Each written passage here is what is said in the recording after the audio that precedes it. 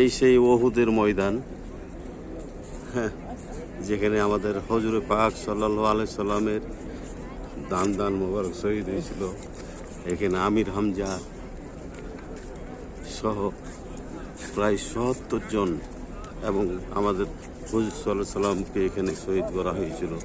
পরবর্তীতে হানজেলা আমির হামজা সহ মুক্তালে এখানে রক্তাক্ত প্রান্তর, এটা ওহুদ প্রান্তর। আমরা এখন আছি ওহুদের ময়দানে।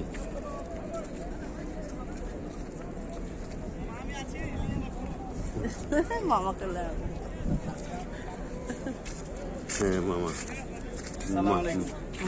আসসালামু আলাইকুম।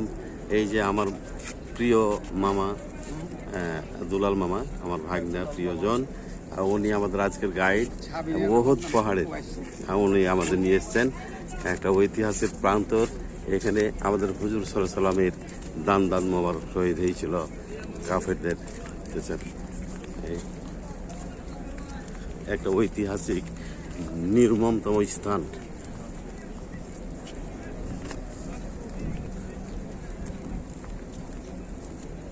গানে শুনছি ওহুদ ওহুদ, আজ সচক্ষে দেখছি, প্রাণ জুড়িয়ে যাচ্ছে।